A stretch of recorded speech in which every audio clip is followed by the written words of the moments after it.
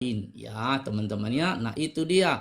Kemudian dikatakan juga jangan membuat bagimu patung yang menyerupai apapun. Jadi tidak dibenarkan adanya penyembahan berhala, teman-temannya, dalam wujud apapun, ya kan? Tidak dibenarkan. Begitu ya teman-teman ya. Jadi inilah makanya saya mengatakan agama Kristen itu agama yang paling tepat. Ya teman-teman. Lalu kemudian dikatakan di ayat 5, jangan sujud menyembah kepadanya. Kepada siapa? Kepada berhala tadi. Ya teman-teman, sujud itu tidak boleh kepada bentuk apapun. Ya, mau diakui atau tidak, kalau sujud itu sudah tidak dibenarkan. Itu sudah masuk kategori penyembahan berhala. Lalu kemudian dikatakan di ayat yang ke-6, tetapi aku menunjukkan kasih setia kepada beribu-ribu orang, itu mereka yang mengasihi aku dan yang berpegang kepada perintah-perintahku. Ya, jadi itu. Kemudian dikatakan di ayat berikut, ayat yang ke-7, jangan menyebut nama Tuhan Allahmu dengan sembarangan. Ya, jangan dikit-dikit nyebut nama Tuhan, dikit-dikit nyebut nama Tuhan, kepleset di WC nyebut nama Tuhan. Nah, nggak boleh, ya kan? Nggak boleh sembarangan menyebut nama Tuhan. Kenapa? Karena Tuhan memandang bersalah orang yang menyebut namanya dengan sembarangan, ya kan? Nggak boleh itu. Lalu kemudian di ayat 8 dikatakan, ingatlah dan kuduskanlah hari Sabat. Artinya ada satu hari khusus untuk beribadah di luar hari biasa, ya. Hari biasa tetap beribadah, tapi ada satu hari khusus. Nah, itu ya. Karena apa? 6 hari lamanya engkau akan bekerja dan melakukan segala pekerjaanmu, tetapi hari ke-7 adalah hari Sabat bagi Tuhan Allahmu. Nah, gitu ya. Lalu kemudian dikatakan ya, di ayat 12, hormatilah ayahmu dan ibumu. Nah, ini sangat paten sekali. Tidak boleh seorang anak itu melawan orang tuanya. Nah, ini jelas ini teman-teman ya, dituliskan di sini ya. Jadi ayat ini sangat baik sekali, sangat relevan untuk segala zaman. Terus di ayat 13, dilarang membunuh, jangan membunuh. Ya, membunuh sangat tidak diperbolehkan ya teman-teman ya. Nah, berzina apalagi di ayat 14, jangan berzina. Tidak bisa berzina ya. Mencuri pun tidak diperbolehkan, jangan mencuri. Ya, jangan mengucapkan saksi dusta tentang sesamamu. Dengan alasan apapun berdusta tidak dibolehkan. Ya teman-teman, alasan apapun tidak dibolehkan berdusta. Kemudian jangan mengingini rumah sesamamu, jangan mengingini istrinya. Ya, jangankan istri orang lain memandang perempuan lalu menginginkannya, kata Yesus, itu sudah berzina. Demikian Pak Ustadz yang bisa saya sampaikan. Terima kasih. Oke, itulah prolog dari opening Pak Pendeta ya.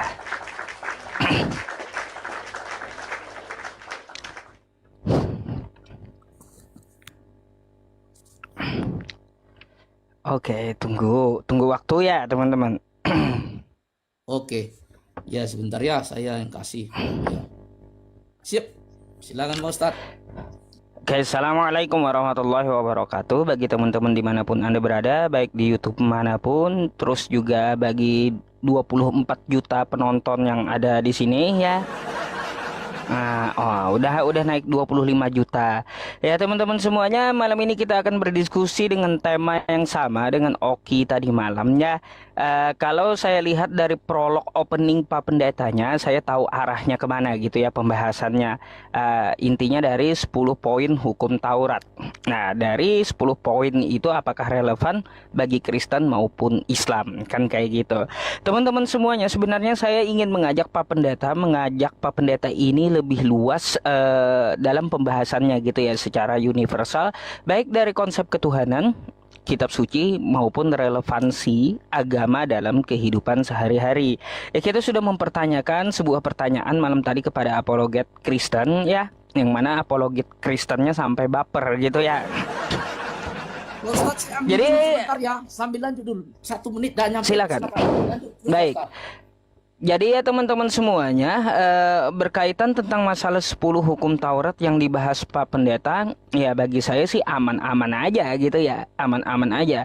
Kenapa saya bilang aman? Karena 10 hukum Taurat itu dipelihara oleh Al-Qur'an ya. Saya udah bilang beberapa kali kepada Anda semuanya dan sering saya jabarkan juga di TikTok. Bahkan ada juga yang membuat VT ya tentang masalah 10 hukum Taurat di Al-Quran. Di mana saja ayatnya ya sudah sering saya sebutkan. Tapi insya Allah nanti akan saya ulangi di live streaming ini biar Anda juga ingat dan tahu bahwa 10 hukum Taurat itu dipelihara Allah Subhanahu wa Ta'ala di dalam Al-Quran kita. Karena memang Al-Quran ini adalah kitab yang utama. Inna hadzal fis suhufil ula suhufi Ibrahim wa Musa. Ya teman-teman, jadi Al-Quran ini kitab yang utama yang tersusun dari suhuf-suhuf Ibrahim dan Nabi Musa sampai Nabi Isa gitu ya. Teman-teman semuanya, lain dari pembahasan Pak Pendeta sedikit ya, keluar dari 10 hukum Taurat. Dalam opening saya ini, saya mengajak Pak Pendeta agar universal pembahasannya, jangan berkutat di 10 hukum Taurat saja. Karena saya mempertanyakan sesuatu yang lain kepada Pak Pendeta ya kawan-kawan, tentang masalah kehidupan rumah tangga. Apakah Kristen ini cocok untuk dipakai dalam kehidupan rumah tangga? Nah, atau Pak Pendeta juga bisa bertanya tentang masalah relevansi agama Islam dari aspek apapun. Ya insya Allah kalaunya ada jawabannya kita jawab dengan dalil ya teman-teman, penuh dengan data gitu ya. Baik ya teman-teman semuanya, saksikanlah live streaming ini sampai selesai nantinya ya. Teman-teman semuanya, saya sudah jabarkan tadi malam beberapa hal kepada apologet Kristen yaitu Oki tentang masalah relevansi dalam beragama. Ya, di dalam agama Islam semua aspek kehidupan selalu ada rujukannya, bahkan ada bahan bakunya atau dalilnya di dalam agama Islam dari setiap tindak tanduk yang kita lakukan, dari kita membuka mata sampai kita menutup mata ya teman-teman semuanya. Jadi seperti itu, oke? Nah, berkaitan tentang masalah relevansi ini, tadi malam saya membahas tentang masalah kehidupan rumah tangga, yang mana apologet Kristen gini ya, menjabarkan kepada kita di dalam kekristenan itu tidak boleh bercerai. Sedangkan kalau dibanding dengan agama Islam, perceraian itu memang boleh-boleh saja, tapi dibenci oleh Allah Subhanahu wa Ta'ala kan. Itu kalau di dalam agama Islam. Lain halnya di Kristen. Kalau di Kristen kan dia tidak boleh bercerai kecuali karena perzinahan. Menyambung pertanyaan tadi malam ya teman-teman, karena ini opening saya tidak bisa bertanya dulu. Mungkin kita akan melihat pertanyaan dari Pak Pendeta dulu, narasinya seperti apa di ronde kedua ini ya. Di ronde pertama ini dari Pak Pendeta, dan saya akan mempersiapkan data dan dalil dari pertanyaan beliau. Ya teman-teman semuanya, terima kasih ya yang telah pantengin live streaming ini. Saya berharap nanti kalau ada target ya pakai jurus Rudi Yohanes sedikit. Saya kalau ada mawar-mawar, teman-teman mawar-mawarnya 100 ya, kirim aja 100 gitu ya. Gitu ya, yang penting dikejar targetnya gitu agar TikToknya lebih merekomendasikan live streaming kita. Terima kasih. Ya. Terima kasih untuk penjelasannya Pak Ustadz ya.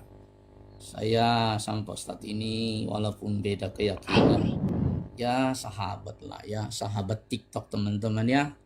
Ya beliau ini orang baik ya. Oke, jadi waktunya saya terima. Nah, gini Pak Ustadz, yang menjadi basis dari premis saya adalah itu tentang hukum Taurat itu tadi ya. Dan hukum Taurat itu telah disimpulkan oleh Tuhan Yesus ya di dalam kitab Injil Matius 22 37 sampai 38 yang isinya adalah kasihilah Tuhan Allahmu dengan segenap hatimu dan kasihilah sesamamu manusia seperti dirimu sendiri. Kan begitu Pak Ustadz ya. Nah, pertanyaan saya adalah kalau Pak Ustadz mengatakan, ini maaf Pak Ustadz ini saya bertanya tidak bermaksud apa-apa Pak Ustadz ya. Kalau Pak Ustadz mengatakan agama Islam paling relevan, itu saya mau tanya Pak Ustadz ini ya. Yang pertama adalah pertanyaan saya, satu-satu aja lah, nanti Pak Ustadz jawab, baru nanti kita pindah pertanyaan lain. Kenapa Pak Ustadz, mohon izin Pak Ustadz ini hanya bertanya, di dalam Al-Maidah ya kan dikatakan ayat 35 Al-Maidah bukan Al-Maidah, surat Muhammad 35 dikatakan gini, janganlah engkau berdamai dengan musuhmu. Itu yang pertama. Lalu yang kemudian yang kedua, Abu Daud ya, di dalam Abu Daud, Sunan Abu Daud itu hadis 4529, janganlah engkau mengucapkan salam kepada orang Yahudi dan Nasrani, ya kan ya. Ini dulu yang enteng-enteng dulu. Lalu kemudian di Al-Maidah 51, jangan kamu berteman setia kepada orang Nasrani, ya kan. Nah, pertanyaan saya adalah, Pak Ustadz, kenapa mohon izin, kenapa di agama Islam itu ada ajaran kebencian Pak Ustadz? Ini pertanyaan Pak Ustadz ya, bukan sebuah statement kesimpulan, bukan, tapi pertanyaan saya dengan dalil ayat tadi ya. Kenapa kok ada ajaran kebencian? Ya kan gitu ya. Dikatakan di situ jangan engkau berdamai dengan musuhmu, ya kan, surat Muhammad 35. Lalu Al-Maidah 51, jangan kamu berteman setia kepada orang Nasrani, ya kan. Kemudian dikatakan di dalam Abu Daud ya. Abu Daud itu hadis 4529. Jangan engkau mengucapkan salam. Mengucapkan salam aja nggak boleh Pak Ustadz kepada orang Yahudi dan Nasrani. Ini kan kebencian Pak Ustadz ya. Padahal ajaran Yesus dan hukum Taurat tadi, kasihilah sesamamu manusia seperti kamu mengasihi dirimu sendiri. Ya, gitu Pak Ustadz. Jadi sangat bertolak belakang dengan hukum Taurat itu. Padahal dikatakan di Al-Maidah 46 ya kan, teman-teman kita Islam itu mempercayai Taurat dan Injil karena di situ ada petunjuk dan cahaya.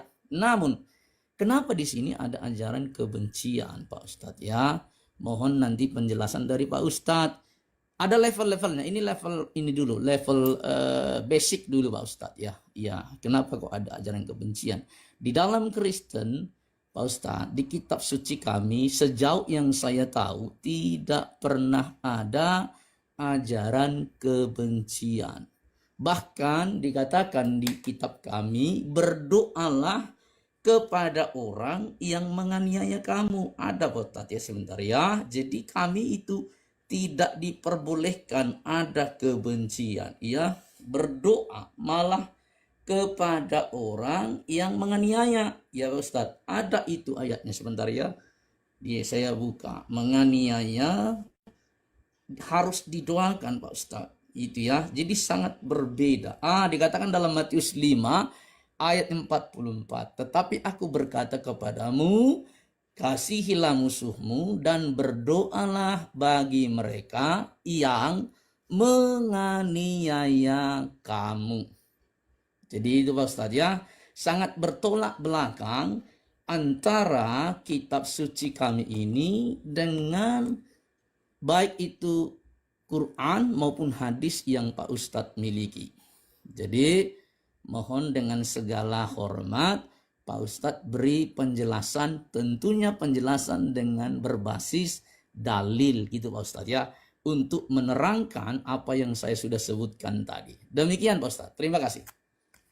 Oke, ini pertanyaan yang menarik ya teman-teman. Bagus sih, tapi saya akan bukakan dan jelaskan dulu ya tentang masalah Quran surah Muhammad ayat 35.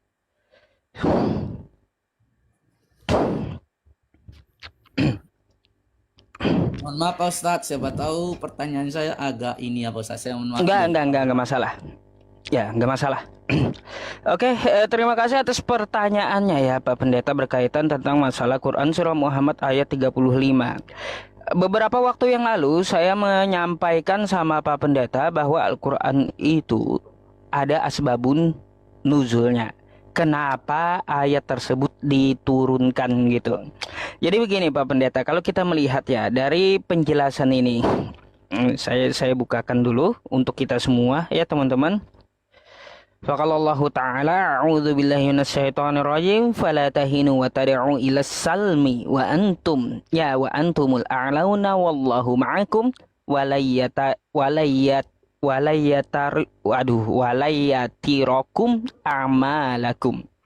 Ya jadi begini Pak Pendeta, penjelasannya kalau kita lihat di sini ini adalah konteks di dalam peperangan ya. Kalaunya ya kita saat itu berperang, maka nggak perlu kita untuk melakukan perdamaian di tengah peperangan. Ya, di sini kita dapat melihat penjelasannya, janganlah kamu lemah, yaitu bersikap lemah dan dalam menghadapi musuh-musuhmu, yakni memilih gencatan senjata, perdamaian di antara kamu dan orang-orang kafir yang memusuhimu, padahal kalian kuat. Bilangan personel kalian banyak dan senjata kalian lebih lengkap. Untuk itulah maka disebutkan dalam firman-Nya, janganlah kamu merasa lemah ya, merasa lemah dan minta damai padahal kamulah yang di atas. Nah, ini seperti apa? Kalau posisi kita ya Pak Pendeta, kita melihat di tengah peperangan itu kita lebih unggul, maka teruskan aja gitu. Bukan dari konteks kehidupan sosial ini ayat, tapi konteksnya saat kita berperang. Nah, contoh ya, jangan minta hentikan perang kepada kafir Quraisy atau mengadakan gencatan senjata ya. Kata Allah Subhanahu wa taala, seperti ketika orang-orang Quraisy ya mengusir Rasulullah di Mekah dan mengajak Rasulullah untuk berdamai dan menghentikan peperangan di antara mereka gitu. Jadi kalaunya mereka ya menuai genderang perang duluan Pak Pendeta, orang kafir Quraisy itu, maka kita akan hadapi tidak ada yang namanya mundur dalam kamus Islam. Jadi seperti itu. Jadi itu bukan ajaran kebencian Pak Pendeta. Kalau untuk masalah di dalam medan perang memang ada konteks ayatnya di dalam Al-Quran kami itu ya. Begitu pula ketika Pak Pendeta melihat kitab Anda sendiri. Contoh gini ya Pak Pendeta, kita buka ya di 1 Samuel 15 nomor 3. Apa yang dikatakan di Samuel? Jadi pergilah sekarang, kalahkanlah orang Amalek, tumpaslah segala yang ada padanya, dan janganlah ada belas kasihan kepadanya. Bunuhlah semuanya, laki-laki maupun perempuan, kanak-kanak maupun anak-anak bayi yang menyusu, lembu maupun domba, unta maupun keledai. Wah, ini Pak Pendeta saya akan nanya nih ya. Kira-kira Pak Pendeta, ini ayat apakah relevan kalau kita pakai di zaman sekarang gitu ya? Meskipun di dalam peperangan gitu loh Pak Pendeta. Patutkah kita di dalam peperangan anak-anak yang tidak bersalah ya, yang masih menyusu ikut kita musnahkan juga gitu. Lembu yang tidak tahu urusan perang ikut kita musnahkan. Domba yang tidak tahu urusan perang atau unta yang tidak tahu urusan perang kita musnahkan semuanya. Segala bangunan kita ratakan. Ini kayak gimana? Apakah relevan gitu ya untuk kehidupan kita? Coba Pak Pendeta tolong jelaskan dulu sama saya. Kalau dihabisin semuanya sampai bangunan, laki-laki, perempuan, tua, muda, anak-anak yang menyusu, lembu, domba dan semuanya gitu ya. Apakah ini dapat kita? Mohon izin Pak Ustadz. 1 Samuel ini 1 Samuel 15:3 ketika mengalahkan orang Amalek gitu ya. Ini apakah bisa kita pakai dan relevan kalau kita gunakan di zaman sekarang gitu. Terkait untuk masalah pengucapan salam, Pak Pendeta jangan memberi salam kepada orang Nasrani. Loh, di 2 Yohanes nomor 1 ayat 10 ya, Di sini dikatakan seperti apa? Jikalau seorang datang kepadamu dan ia tidak membawa ajaran ini, janganlah kamu menerima dia di dalam rumahmu dan jangan memberi salam kepadanya. Ajaran tidak memberi salam juga ada di Kristen, Pak. Ya, gitu. Jadi seperti itu. Silakan Pak Pendeta. Baik, terima kasih Pak Ustadz. Saya tadi baru nyantai-nyantai, Pak Ustadz udah ngegas duluan ya. Pak Ustadz langsung gigi 4 nih Pak Ustadz ini. Padahal saya baru tadi gigi 1 ya teman-teman ya. Tapi nggak apa-apa teman-teman ya, ini kan kita diskusi Ustadz ya. Baik, saya tanggapi dulu tadi pandangan Pak Ustadz ya. Katanya itu dalam perang. Oke lah ya, kalau dalam perang ya teman-teman ya. Tapi saya tunjukkan dulu sebenarnya tidak. Saya beberapa tafsir saya baca ya teman-teman ya. Jadi ini edukasi teman-teman ya, bukan asal ini kita tidak asal berbunyi ya teman-teman ya. Jadi kita ini edukasi. Saya buka dulu kamera saya ke belakang.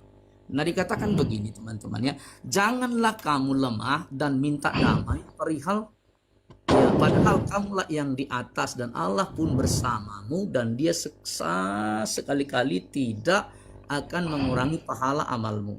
Sebenarnya kalau dalam Quran ini tidak ada penjelasan ini dalam perang. Tidak ada penjelasan. Ya, yang ada penjelasan adalah tadi asbabun nuzul, ya. Tapi beda lagi dalam tafsir. Saya baca tafsir ini, tafsir ya, Kemenak ini ya. Tafsir Al-Musyar. Maka janganlah kamu melemah, wahai orang-orang beriman, dalam berjihad melawan orang-orang musyrik. Bukan dalam perang, tapi jihad melawan orang musyrik. Lalu kalian menghindari perang melawan mereka dan mengajak mereka berdamai ya. Jadi dengan orang musyrik ini bukan dalam konteks perang politik, tapi ini adalah melawan orang musyrik. Siapa orang musyrik itu? Orang non-Islam ya. Kalian adalah orang-orang yang menang atas mereka dan menguasai mereka. Dan Allah bersama kalian dengan dukungan dan pertolongannya. Nah ini yang saya maksud kebencian di sini. Allah melegalkan tidak berdamai tadi ya. Tidak berdamai dengan orang musyrik. Bukan dalam konteks perang politik ya teman-teman ya. Kemudian saya baca lagi ya kan, ini baru gigi 1 teman-teman ya. Kemudian dalam tafsir ya kan ya, dalam tafsir ini tafsir Al-Madinah ya kan, hai orang-orang beriman, janganlah kalian meremehkan perkara jihad melawan musuh-musuh kalian dan takut melawan mereka dengan mengajak mereka untuk berdamai. Nah, nggak boleh berdamai. Ini dalam konteks jihad ya. Lalu kemudian tafsir berikutnya, maka janganlah kalian, wahai orang-orang beriman, lemah dalam menghadapi musuh kalian dan kalian mengajak mereka berdamai sebelum mereka mengajak kalian berdamai, sementara kalian orang-orang berkuasa mengalahkan mereka. Sekali lagi ini bukan dalam konteks perang politik ya, tapi mereka diajarkan untuk tidak memberi salam ya, untuk tidak memberikan atau berdamai. Ini teman-teman ya. Jadi ini sangat-sangat tidak relevan menurut saya untuk sekarang ya. Sangat tidak relevan. Terkait dengan ayat yang Pak Ustadz buka tadi dalam 1 Samuel ya. 1 Samuel, sebentar saya buka 1 Samuel ya. Ini 1 Samuel 3 ayat yang ke-15. Saya baca dulu ya, 1 Samuel 15 ayat 3. Oke, 1 Samuel 15. Sorry.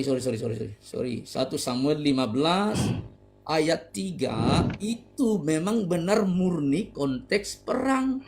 1 Samuel ya 15 ayat 3. Nih, saya baca ya. Mulai dari ayat 1 Pak Ustadz. Ini memang konteks perang Pak Ustadz kalau ini ya. Ayat 1. Oke, mulai ya. Nah, berkatalah Samuel kepada Saul, aku telah diutus oleh Tuhan untuk mengurapi engkau menjadi raja atas Israel umatnya. Dan oleh sebab itu dengarkanlah bunyi firman Tuhan. Beginilah firman Tuhan semesta alam. Aku akan membalas apa yang dilakukan oleh orang Amalek Amalek ini adalah musuh bebuyutan Israel ya kepada orang karena orang Amalek menghalang-halangi mereka ketika mereka Israel ya ketika orang Israel pergi dari Mesir. Waktu itu Israel diperbudak tapi dihalang-halangi oleh orang Amalek ini supaya orang Israel tidak keluar dari perbudakan itu ya. Bahkan maka Tuhan bilang, jadi pergilah sekarang, kalahkanlah orang Amalek, tumpaslah segala yang ada padanya, dan jangan ada belas kasihan. Ini konteksnya perang, bunuh semua, habisin semua, karena mereka jahat. Ya jahat, bangsa Israel itu dihalang-halangi, bahkan mereka sering dijajah oleh Amalek. Lalu Saul memanggil rakyat berkumpul. Oh, habis waktunya Pak Ustadz ya. Jadi teman-teman, Iya. yang dibuka Ustadz itu konteksnya perang. Demikian. Baik.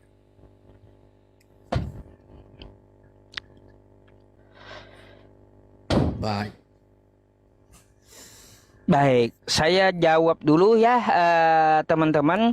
Kata Pak Pendeta itu bukan konteks dalam peperangan. Wah, Pak Pendeta rupanya tidak membaca di ayat-ayat sebelum-sebelumnya ya teman-teman. Ayat sebelumnya dari Quran surah Muhammad yang kita permasalahkan ya. Innalladzina kafaru wa saddu an sabilillah tsumma matu wa hum kuffarun falayaghfirallahu lahum. Sesungguhnya orang-orang yang kufur dan menghalang-halangi orang lain dari jalan Allah, Pak Pendeta. Yang namanya menghalang-halangi kayak gimana? Kan kayak gitu. Jadi kalaunya Rasulullah sedang berdakwah, mereka halang-halangi, mereka ajak perang, ngapain kita berdamai di tengah peperangan? Kalau kita berdamai, minta ampun di tengah perang, mati konyol kita Pak Pendeta. Nggak relevan kayak gitu ya. Mati konyol kita gitu ya. Kalau kita minta damai di tengah peperangan, habis kita satu persatu dipancung ya. Habis kita ya, nggak bisa ya. Maka dari itu kata Allah harus dilawan gitu ya. Jangan minta damai gitu. Karena mereka menghalangi Nabi Muhammad ya, menyebarkan dakwahnya ya, menghalang-halangi orang lain untuk ke jalan Allah yang dibawa oleh Nabi Muhammad. Jadi seperti itu Pak Pendeta ya. Jadi konteksnya itu menghalang-halangi di jalan Allah baik peperangan ataupun dalam keadaan yang lainnya. Nah itu masalah Quran surah Muhammad yang dimaksud. Yang dimaksud oleh Pak Pendeta. Nah terus berkaitan tentang masalah yang ini tadi Pak Pendeta ya. Yang saya permasalahkan sama Anda nih. 1 Samuel 5 ya, saya tahu ini memang konteksnya saat peperangan Pak Pendeta. 1 Samuel 15 nomor 3 ini saya tahu ini konteksnya peperangan. Tapi apakah relevan bayi-bayi yang menyusu, balita juga kena tumbas? Masa di zaman sekarang kalau kita lagi berperang, anak-anak yang menyusu di rumah kita musnahkan juga gitu loh. Ini ajaran kebencian banget gitu loh Pak Pendeta. Apakah relevan untuk kita di zaman sekarang gitu? Sangat kejam ini masalahnya gitu. Ini yang saya maksud. Saya tahu ini maksudnya di tengah peperangan, paham saya. Cuma kan kalau di dalam Islam itu ya teman-teman, kita mempunyai aturan perang, namanya 10 aturan perang. Apa aja 10 aturan perang itu? Kalau musuhnya meletakkan senjata menyerah di tengah peperangan, tidak boleh dibunuh ya, tidak boleh membunuh perempuan, tidak boleh membunuh orang tua, tidak boleh membunuh pemuka agama, tidak boleh pula membunuh orang yang tidak ikut berperang, tidak boleh merusak tempat ibadah, tidak boleh merusak bangunan dan tanaman. Itu aturan perang di dalam agama Islam. Tidak boleh membunuh anak-anak. Jadi yang disasar itu hanya betul-betul tentara dari musuh di medan perang. Selain itu nggak boleh gitu. Itu aturan dalam Islam. Nah kalau aturan dari Samuel ini kayak gimana? Apa relevan gitu loh ya? Ini kayak gimana? Waduh. Kalau kita zaman sekarang Pak Pendeta ini kita pakai, habis semua sampai bangunan sampai tanaman nggak bernapas lagi Pak. Ini kejam, nggak bisa kita pakai Pak Pendeta ya. hukum internasional pun kalau seperti ini akan menentang gitu ya. Kalau sapu rata semuanya gitu, bunuhlah semuanya, laki-laki maupun perempuan, jangan ada belas kasihan padanya. Terus juga kanak-kanak maupun anak-anak yang menyusu juga habis ditumbas ini. Aduh. Ah, itu Pak Pendeta. Jadi ajaran ini bagi saya, menurut saya pun tidak relevan. Ini adalah ajaran kebencian ya. Selain di tengah perang juga nyasar ke belakang perang gitu maksud saya. Terus berkaitan tentang masalah 2 Yohanes 1 nomor 10 ini tadi Pak Pendeta. Gimana tanggapan Anda?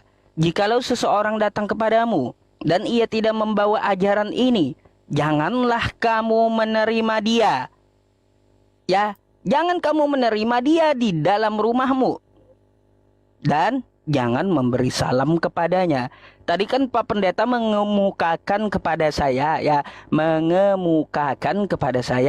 ajaran tidak memberi salam kepada Nasrani. Nah, ini juga ajaran tidak memberi salam kepada Muslim dan mengusir Muslim dari rumah Anda. Ini apa tanggapan Anda dari kitab Anda? Silakan. Ya. Baik, terima kasih Pak Ustadz untuk penjelasannya. Oke, ya. Ya, terima kasih ya. Nggak apa-apa ya. Oke, saya akan tanggapi lalu nanti saya akan bertanya kemudian ya. Baik, waktu saya yang kirim Pak Ustadz atau Pak Ustadz? Oke, siap. Nah, jadi Pak Ustadz, saya baca dari surat Muhammad nomor 30 berapa ini ya? Nomor ini sini 32 atau 33 nih. Sesungguhnya orang-orang kafir yang menghalangi manusia dari jalan Allah serta memusuhi Rasul.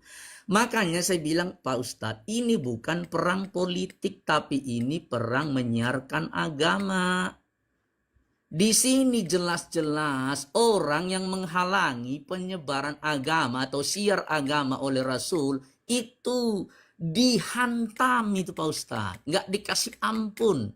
Beda Pak Ustadz kalau kami siar agama, kami juga ada Matius 28, ya kan 18-19. Pergilah, beritakanlah Injil. Tapi nggak ada disuruh seperti ini Pak Ustadz. Di sini katakan ya, mereka tidak dapat memberi mudarat kepada Allah dan Allah akan menghapuskan pahala amal-amal. Ya, dikatakan di dalam ayat 30 selanjutnya tadi itu 33, hai orang-orang beriman, taatilah Allah dan taati Rasul, janganlah kau merusakkan pahala amalmu. Ayat 34 itu yang sudah saya bahas. Sesungguhnya orang-orang kafir yang menghalangi, ini orang-orang kafir loh ya.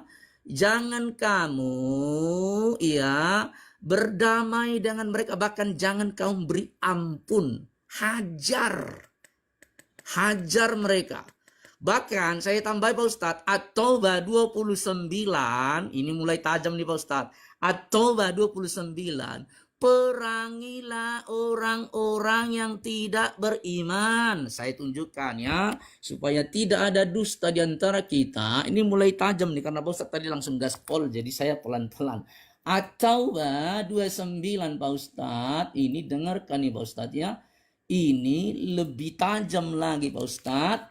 Ya, nih. Ini sekali lagi bukan perang agama, bukan perang politik. Perangilah orang-orang tidak beriman kepada Allah dan tidak pula kepada hari kemudian. Dan mereka tidak mengharamkan apa yang diharamkan oleh Allah dan Rasulnya. Dan tidak beragama dengan agama yang benar atau agama Allah. Yaitu orang-orang diberikan Alkitab kepada mereka. Sampai mereka membayar pajak atau jizyah dengan patuh. Sedang mereka dalam keadaan tunduk. Ini bukan perang politik. Bukan antara satu negara dengan satu negara. Bukan. Ini justru dengan orang-orang yang non-Islam. Nih, perangilah orang-orang tak beriman kepada Allah. Bahkan di dalam Al-Anfal 12 Pak Ustadz, Al-Anfal 12, ini saya tunjukkan ya. Saya jadi ngegas jadinya. Ya. Al-Anfal 12, dikatakan apa di sini? Ya, Al-Anfal 12 lebih sadis lagi nih Pak Ustadz ya. Ini semua bukan perang politik. Ketika Tuhanmu mewahyukan kepada para malaikat, sesungguhnya aku bersama kamu, maka teguhkan orang-orang yang telah beriman. Kelak aku akan jatuhkan rasa ketakutan ke dalam hati orang-orang kafir. Maka nih, penggala kepala mereka dan nih, pancunglah tiap-tiap ujung jari mereka. Dengan kata lain, mutilasi. Ini lebih dahsyat lagi Pak Ustadz. Ini lebih sangat-sangat tidak relevan. Ini betul-betul kriminal. Dan ini perintah dari Allah. Ya, perintah Allah ini. At-Taubah 9 perintah Allah untuk memerangi orang-orang non-Islam. Dan juga Al-Anfal lebih sadis lagi.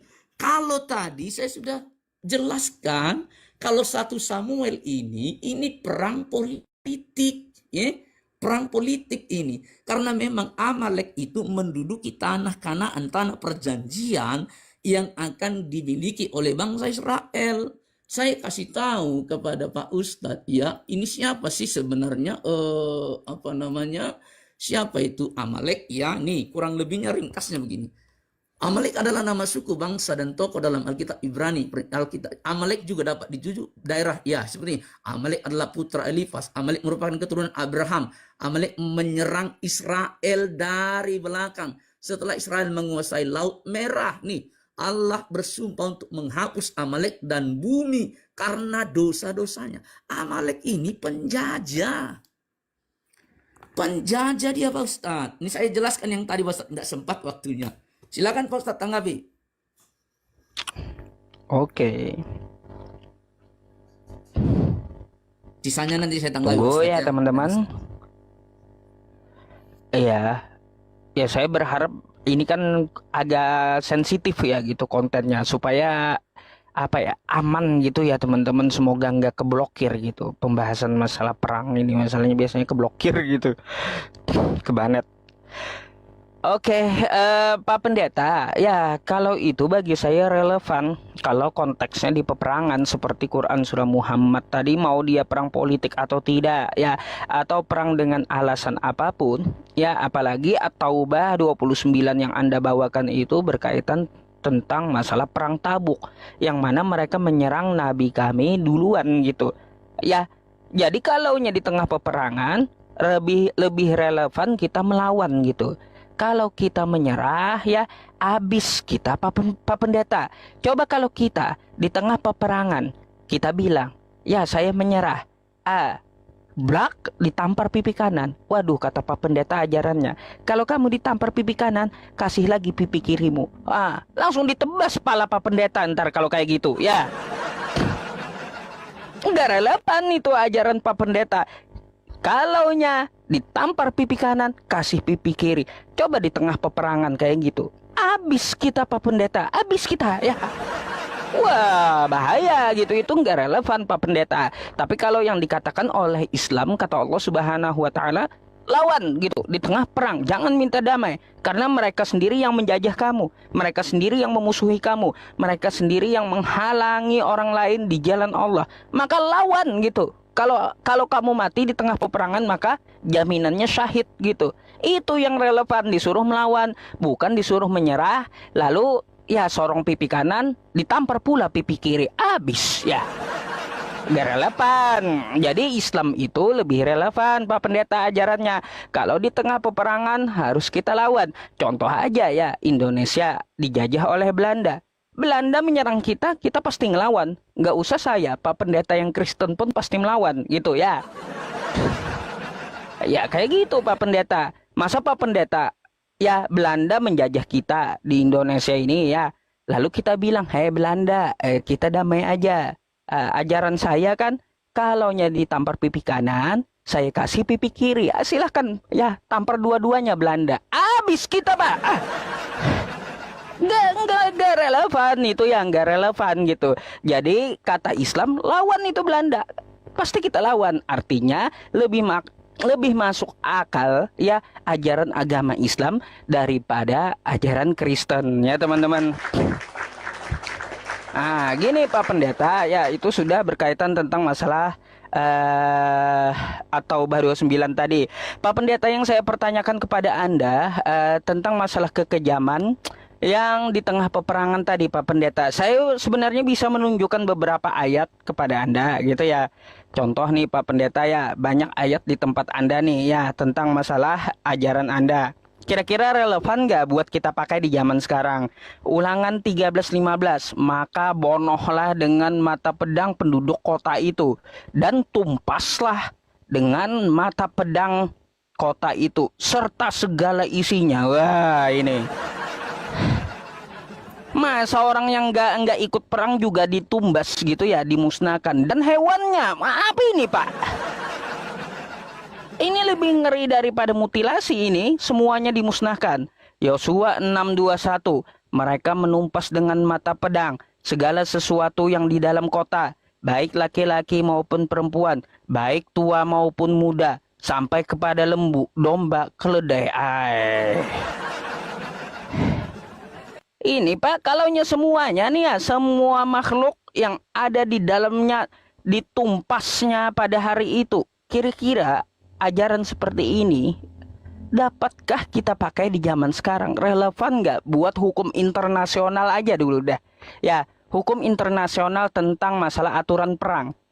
Ini pasti diprotes orang Pak. Ya, ajaran Anda ini gitu ya. Kalau di dalam agama Islam kan kita dapat mengetahui ini apa ya. Nih, masalah aturan perang dalam Islam, adab dan aturan dalam Islam, harus memegang janji, jangan membunuh orang yang tidak memerangi, anak-anak, wanita, orang tua, penghuni rumah ibadah dan sebagainya. Jangan berlebihan, jangan memutilasi atau mencincang, jangan merobohkan atau membakar bangunan, jangan menebang pohon atau merusak tanaman, tidak membunuh yang menyerah, memperlakukan tawanan dengan baik, menerima tawaran damai. Ini adab dalam Islam, Pak. Beda dengan adab yang di tempat Anda gitu ya. Semuanya ditumbas. Ini Kak, semua makhluk dihabisin. Kayak gimana itu? Kira-kira mana yang relevan? Ya, silakan Anda menilai sendiri Pak Pendeta ya.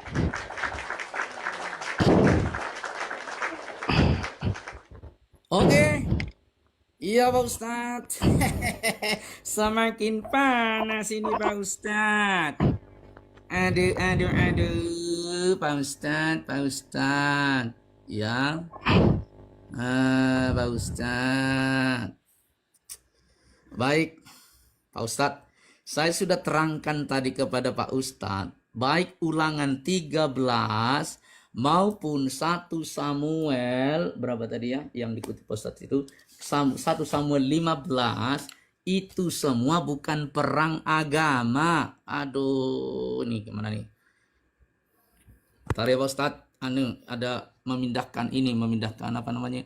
Itu semua Pak Ustadz bukan perang agama, itu perang politik Pak Ustadz ya. Saya sudah katakan tadi beda antara perang politik, perang perebutan penjajah atau penjajah yang datang itu memang begitu. Tapi beda dengan yang tadi Pak Ustadz At-Taubah 29 dan Al-Anfal dan semua ayat yang sudah saya tunjukkan. Itu bukan perang agama Pak Ustadz nih. Ya, surat At-Taubah ini tafsiran Ibnu Katsir nih ya teman-teman ya. Ibnu Katsir ya. Ibnu Katsir At-Taubah 28-29 dikatakan, perangilah orang-orang tidak beriman kepada Allah dan tidak udah dan seterusnya. Ayat 28, Allah memerintahkan hamba-hambanya yang mukmin lagi suci agama dan dirinya agar mengusir orang-orang musyrik dari Masjidil Haram karena mereka adalah orang-orang najis agama atau akidahnya. Ini nih bukan perang agama, bukan perang politik Pak Ustadz, tapi memerangi orang musyrik. Bahkan di ayat 29, nih tafsirnya, 29 ini, ya dengarkan Pak Ustadz ya. Nah, firman Allah jika menghendaki atau berdapat sampai dengan firmannya, sedang mereka dalam keadaan tunduk. Maksudnya adalah hal tersebut merupakan ganti dari apa yang kalian khawatirkan. Itu khawatir pemasaran kalian terputus. Ya, sesungguhnya maka Allah memberikan ganti kepada mereka dari apa yang diputuskan oleh kaum musyrik berupa upeti. Nih, malah diminta upeti. Kalau dikasih upeti, dikasih pajak, nggak diperangi. Apaan ini? Mata duitan. Ini perang bukan perang politik, ini perang siar agama. Maka dikatakan di situ sangat jelas ya, ini adalah perang yang nih ya sangat keras sekali loh teman-teman ya, sangat keras sekali ya. Maka itu Pak Ustadz tolong dipahami ya, dikatakan dalam ayat ini ya kan, supaya betul-betul ya bunuh mereka, potong mereka. Ini bukan perang politik, ini perang siar agama, Pak Ustadz. Beda dengan yang tadi, yaitu perang politik, Pak Ustadz. Sangat jauh berbeda, makanya saya kasih tunjuk Pak Ustadz ini daftar ya, nih. Ya Pak Ustadz, kata Pak Ustadz kan nggak boleh memerangi anak-anak, rumah ibadah. Nah gimana Pak Ustadz ini? Ini coba nih. Daftar kasus ledakan bom di Indonesia 2 dekade terakhir. Kalau dibaca ini Pak Ustadz, nih, yang hancur Pak Ustadz, ini rumah ibadah, orang yang sedang beribadah Pak Ustadz. Nih, kalau dibaca terus Pak Ustadz, ya, saya mau kasih tahu, ini adalah radikalisme ya. Sementara itu Ketua Dewan Pembina Publik Virtue Research Institute Tamrin Amal Tomagola mengatakan aksi intoleransi dan radikalisme seperti teror dapat merusak kerukunan di tengah masyarakat. Dia juga menyebut aksi semacam ini menurunkan kualitas demokrasi.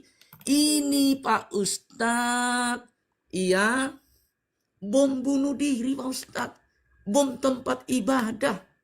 Pak Ustadz bilang tadi jangan merusak rumah ibadah. Fakta yang ada Pak Ustadz di Indonesia ini terjadi Pak Ustadz. Gimana nih Pak Ustadz ini?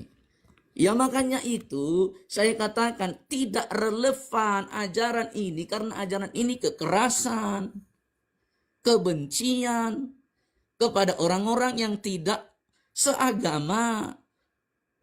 Ya begitu Pak Ustadz. Jadi kalau kita mau bicara fair-fairan, ya sangat tidak relevan.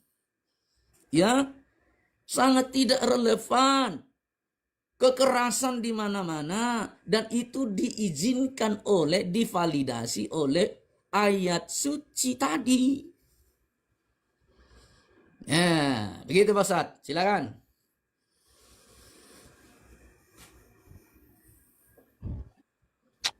Oke, tunggu ya teman-teman. Kencengin tap-tap layarnya lagi ya teman-teman. Kencengin teman-teman. Kencengin. Ayo. Ya. Berapa penontonnya di tempat Pak Pendeta itu? Kasihlah Pak Pendeta singa meskipun ekornya teman-teman ini. Kalau soal penonton sedikit. Ini bukan soal penonton Pak Ustadz, ini soal konten debatnya yang penting. Oke, ya kawan-kawan semuanya begini ya. Mungkin Pak Pendeta perlu membedakan dulu mana yang perang, mana yang teroris gitu ya. Gitu. Karena itu adalah dua hal yang berbeda. Mungkin Anda perlu belajar dulu untuk membedakan mana yang perang, mana yang teroris, mana yang oknum. Kan kayak gitu ya. Gitu Pak Pendeta. Kok double? Di mute dulu Pak Pendeta. Sebentar. Double. Sebentar, oke. Sebentar ya, sabar Pak Ustadz. Ini. Oke. Double suaranya. Jadi gitu Pak Pendeta. Anda perlu bedakan dulu yang mana oknum, yang mana teroris, yang mana yang perang. Ya Pak Pendeta. Jangan Anda campur aduk semuanya. Kalau oknum di Kristen pun juga ada. Coba lihat di Amerika tuh ya. Oknum Kristen lagi ngebom gereja. Ya ada itu.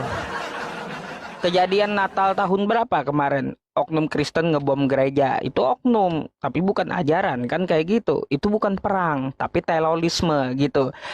Kalau untuk masalah oknum-oknum seperti itu ya Pak Pendeta, kalau Anda mau melihat di Indonesia saja, gimana KKB yang menembaki Muslim kemarin, gimana itu dari Kristen? Kayak gimana? Apa tanggapan Anda? Apakah itu ajaran Kristen? KKB yang menembaki Muslim, ya yang diposo kayak gimana, yang ngebantai Muslim dari oknum Kristen. Saya tidak mengatakan itu ajaran Kristen karena saya paham itu oknum bukan ajaran gitu. Ya artinya Anda ya juga dapat membedakan yang mana perang, yang mana terorisme. Kan kayak gitu. Yang mana ajaran, yang mana bukan ajaran. Ya, jadi saya harap ketika Anda berdiskusi dengan saya dapat membedakan yang mana perang, yang mana oknum. Jadi seperti itu Pak Pendeta. Berkaitan dengan yang Anda katakan, saya ini Pak Pendeta sebenarnya ya ingin membahas semuanya, tapi takutnya terlalu sadis gitu loh Pak Pendeta, terlalu sadis. Serius, terlalu sadis ya.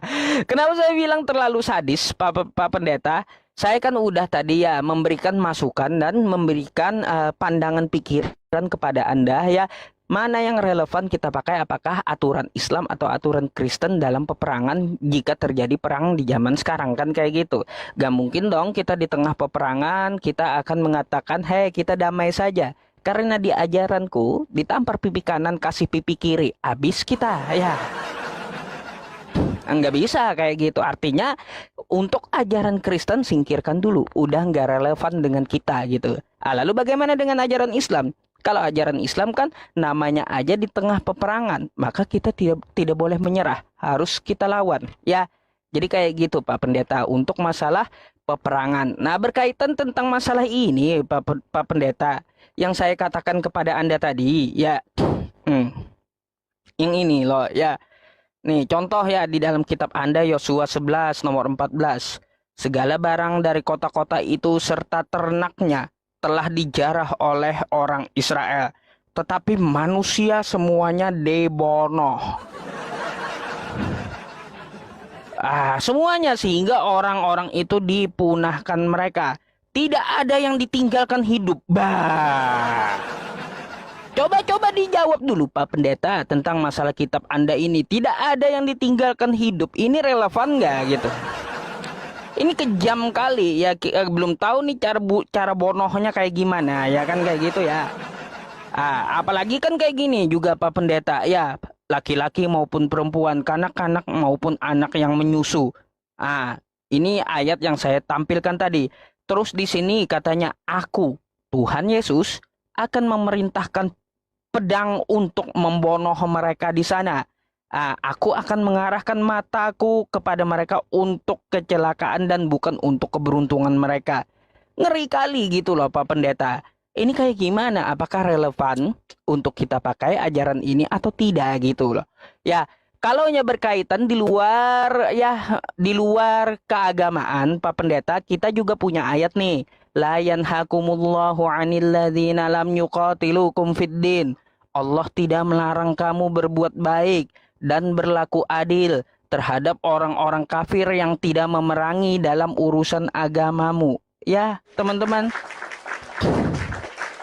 Jadi saya harapkan bisa untuk membedakan ayat Al-Quran asbabnya yang peperangan dan asbabnya ketika hidup bersosial. Jadi seperti itu Pak Pendeta.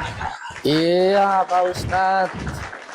Iya. Tadi sebentar Pak Ustadz, ayat berapa tadi yang Pak Ustadz terakhir baca biar saya tanggapi dulu. Saya tadi menulis terlambat Pak Ustadz. Ayat Al-Quran nggak tadi? Yang enggak, Bible tadi. Oh, Bible tadi. Kalau untuk masalah Bible tadi, bentar saya bukakan. Ya biar saya tanggapi. Yosua 11:14. Oke, sebentar. Yosua 11 ayat 14. Baik, terima kasih. Ya, kita lanjut dulu. Baik Pak Ustadz, waktunya Pak Ustadz. Pak Ustadz, ternyata Pak Ustadz tidak tahu perbedaan perang dengan memerangi dalam agama. Ya, saya sudah jelaskan tadi ya Pak Ustadz, bahwa itu baik yang ada di 1 Samuel dan semua ayat-ayat yang Pak Ustadz berikan itu adalah perang politik perebutan wilayah ya. Tapi Pak Ustadz, yang saya tunjukkan kepada Pak Ustadz, baik ini ya, Al-Anfal ini ya, Al-Anfal 12, ketika Tuhan memohonkan kepada para malaikat, sesungguhnya aku bersama kamu, maka teguhkan pendirian orang-orang yang telah beriman. Kelak akan kujatuhkan rasa ketakutan ke dalam hati orang kafir. Bukan perang politik, bukan perang merebut negara atau wilayah, bukan. Tapi ini adalah dengan orang kafir, memerangi orang yang tidak percaya dalam Islam. Maka ini sadis banget ini. Penggalah tuh. Ya, penggalah ini perintah langsung dari Allah ini. Kepala mereka nih. Pancunglah, Masya Allah. Masya Allah, Masya Allah. Tiap-tiap ujung jari mereka. Ini bukan perang politik. Ini adalah syiar agama. Ya, At-Taubah 29 juga sama. Bukan perang politik, syiar agama. Nih, makanya perangilah. Bedakan antara perangi dengan berperang. Perangilah, ini bukan kondisi perang, tapi memang dalam syiar agama. Perangilah orang-orang yang tidak beriman. Jadi musuhnya itu yang harus ditumpas, harus diperangi orang yang tidak beriman kepada Allah. Bukan seperti Indonesia lawan Belanda, bukan seperti Israel lawan Palestina, bukan. Ini orang yang tidak beriman. Ini loh jelas banget kepada Allah dan hari akhir. Tuh. Apalagi? Ini mah memerangi orang yang tidak beriman. Apa relevan ini? Tidak beriman, tidak Islam disuruh perangi. Apapun ceritanya, ini sangat-sangat tidak relevan. Kalau perang antara politik, dikatakan tadi ya di ayat Yosua pasal 11 ya. Yosua 11 saya tanggapi ya Pak Ustadz ya. Ayat 14 nih. Segala barang dari kota-kota itu serta ternaknya telah dijarah orang Israel, tapi manusia semuanya dibunuh mereka dengan mata pedang, sehingga orang-orang itu dipunahkan mereka. Tidak ada yang tinggalkan hidup. Seperti yang diperintahkan Allah kepada Musa hambanya itu. Demikianlah diperintahkan Musa kepada Yosua untuk dilakukan. Tidak ada sesuatu diabaikannya. Segala yang diperintahkan kepada Musa. Nah kalau kita lihat di atas Pak Ustadz, ya di atas sekali ini, ya kan, bagian utara Kanaan direbut kembali lagi. Ini perang dengan orang-orang penduduk agama, ya penduduk Kanaan. Setelah hal itu terdengar kepada Yabin Raja Hazor, diutusnya orang kepada Yoab, Raja Madon, dan kepada Raja negeri Simron kepada raja negeri dari Asad, serta kepada raja-raja di sebelah utara, di pegunungan di Araba, Yordan di sebelah selatan Kinrot, di daerah bukit, di tanah bukit Dor, di sebelah barat, yakni raja-raja orang Kanaan, di sebelah timur dan di sebelah barat orang Amori, orang Het, orang Feris, orang Yebus di pegunungan, dan orang-orang Hewi di kaki gunung Hermon di tanah Mizpah. Kemudian dikeluarkan raja-raja ini bersama semua tentaranya. Amat banyak rakyat. Jadi ini Pak Ustadz, perang antara satu negara, satu bangsa yang namanya, ya ini sudah dijelaskan di sini, orang Feris, orang Het, orang Yebus di pegunungan Gunung Hermon. Ini adalah penjajah, perang antara politik, bukan syiar agama. Bedakan itu. Jadi Pak Ustadz belum bisa membedakan mana perang politik, mana syiar agama. Kalau ayat yang saya tunjukkan itu syiar agama. Orang musyrik, orang kafir diperangi, ditebas. Gimana ini Pak Ustadz ini? Makanya tidak relevan. Demikian Pak Ustadz. Ya, mungkin kita alihkan nanti pembahasan selain ini ya Pak Ustadz ya. Ini sudah, kalau saya tidak tanya ulang lagi, tanggapin lagi yang ini. Ya, biarlah penonton yang menilai. Iya, biar kita tidak stuck gitu. Ya, stuck. Makanya kita alihkan aja Pak Ustadz yang lain. Pak Ustadz, silakan waktu. Baik, sebelum ini ya teman-teman kita beralih ke pembahasan yang lain. Pak Pendeta double tolong di mute dulu. Oke, ya begini ya teman-teman, peperangan itu mau dia politik atau dalam keadaan apapun, yang namanya perang ya artinya bertemu dua kubu, ibaratnya di lapangan, artinya fisik ketemu fisik. baik backgroundnya itu mau perang politik atau keadaan apapun alasannya ya, perang tetaplah perang ya, namanya kayak gitu. Tapi ya di dalam aturan peperangan Islam punya ya, maka saya akan mempertanyakan tentang masalah ayat-ayat Bible, yang mana ayat-ayat Bible tadi yang saya pertanyakan, apakah wajar anak-anak yang menyusu juga ditumbas gitu ya. Itu yang sebenarnya Pak Pendeta, kalau Islam kan nggak boleh ya. Ya, jadi kayak gitu. Jadi apapun keadaannya, apapun alasannya, perang tetaplah perang. Baik alasannya agama, alasannya politik ya. Perang tetaplah perang gitu. Sebagaimana nih ya, kalau kita lihat sejarah Kristen ya Pak Pendeta, perang agama di Kristen kan kayak gitu ya. Sejarah perang salib, Kristen tumbas Kristen. Aduh. Di sini ya Kristen Ortodok di Kekaisaran Bizantium, sejarah perang salib juga bergulir menghancurkan orang-orang Kristen sesat. Wah. Nah, gitu loh Pak Pendeta. Jadi kagak usah Kristen dengan Islam gitu. Coba Anda sesama internal Kristen aja saling penggal. Kayak gimana Pak Pendeta? Ini sejarah perang salib gitu ya. Penggal, kejam kali gitu loh Pak Pendeta. Jadi ya saya tidak tidak terlalu mempermasalahkan kalau konteksnya perang. Lain halnya konteksnya ya Pak Pendeta, kehidupan sosial gitu. Kalau kehidupan sosial beda lagi ayatnya. Perang tetaplah perang gitu. Maka aturan perang kita berlakukan. Cuma yang tidak relevan itu dari Kristen. Dari Kristen udah saya katakan di tengah peperangan itu Pak Pendeta ya. Kenapa Allah katakan penggal lah? Karena apa? Karena kalau Anda tidak penggal musuh, Anda yang dipenggal musuh. Ya.